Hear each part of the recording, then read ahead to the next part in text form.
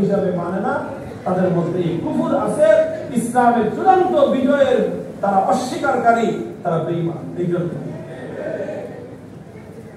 মুহতারাম হাজিরিন, কথা লম্বা করব না। আমি আপনাদেরকে যে কথাটা বলতে চেয়েছি, আলেমদেরকে ওই কথাটা বলি এবং সাধারণ মানুষকেও এই কথাটা বলি, আপনারা ওলামায়ে কেরাম যদি আপনাদের সঠিক চিকিৎসা চালায়, সেই আলেমদেরকে আরো বেশি ভালোবাসবেন। হতে পারে আপনার কাছে খারাপ লাগতে পারে, কিন্তু মনে রাখবেন, যেই ডাক্তার আপনার ওপেন হার্ট সার্জারি করে আপনাকে সুস্থ করে তুলতেছে, সেই ডাক্তারের চিকিৎসা আপনার কষ্ট বেশি লাগতে পারে, কিন্তু সেই ডাক্তারই আপনার জীবনের সবচেয়ে কল্যাণকামী বন্ধু। যে আলেম সমাজের অসঙ্গতিগুলো এভাবে তুলে ধরে, যে আলেম সমাজের জাহিলিয়াতকে পরাস্ত করার জন্য আল্লাহর দ্বীনের বিজয়ের কথাগুলো অকপটে চিৎকার করে বলে, মনে রাখবেন, সেই আলেম এই সমাজের সবচেয়ে বড় কল্যাণকামী। সেই আলেম সমাজের সবচেয়ে বড় কল্যাণকামী। আল্লাহ পাক আমাদের এই জাহিলিয়াতের এই সমাজকে পরিশুদ্ধ করার জন্য সঠিক কর্মপন্থা গ্রহণ করার তৌফিক দান করেন। আমিন। সঠিক কর্মপন্থা গ্রহণ করার তৌফিক দান করেন। একজন দেখেন, একটা চিকিৎসা ব্যবস্থা তো শুধু ডাক্তারের দ্বারা চলে না, শুধু ডাক্তারের দ্বারা চলে। একটা হাসপাতাল শুধু ডাক্তারের দ্বারা চলে। ডাক্তার তো একটা পার্ট, ডাক্তারের সাথে কিছু সহযোগী নার্স লাগে, হাসপাতালটা পরিচালিত হওয়ার জন্য ম্যানেজমেন্ট লাগে, সেখানে বিশাল আয়োজন লাগে। একটা ভালো হাসপাতাল পরিচালিত করতে হলে দেখা যায় 1000 জনশক্তির প্রয়োজন, ডাক্তার কয়জন? 5 জন। তো ডাক্তার 5 জন, বাকি 995 জন তাকে সহযোগিতা করলে এই হাসপাতালের দ্বারা রোগীদের চিকিৎসা হবে এবং রোগীরা আরোগ্য পাবে। ঠিক তদ্রুপ এই যে সমাজের ব্যবস্থাপনা, একটা মসজিদের ব্যবস্থাপনাই ধরে নেন না কেন, এই মসজিদের মধ্যে হার্ট স্পেশালিস্ট হলেন ইমাম সাহেব, এই মসজিদের মধ্যে হার্ট স্পেশালিস্ট হলেন খতিব সাহেব, আর বাকিরা সবাই ম্যানেজমেন্ট করে এই হার্ট স্পেশালিস্টকে এই জাতির হার্টের চিকিৎসা করার জন্য সব ধরনের সাপোর্ট তাকে দিতে হবে। দিবেন তো ইনশাআল্লাহ? ইনশাআল্লাহ।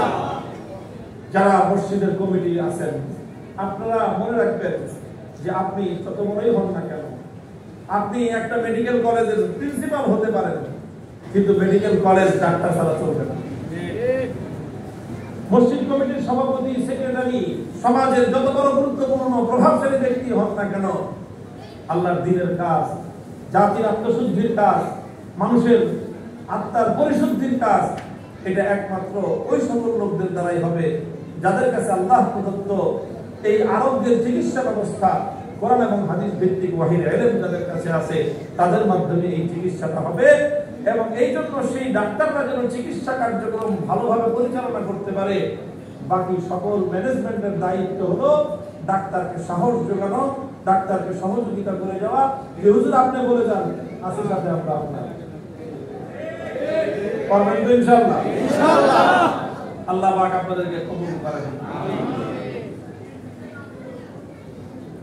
আমি এই কথাগুলি নাম ধরে 2-4টা কথাবার্তা বলেছি।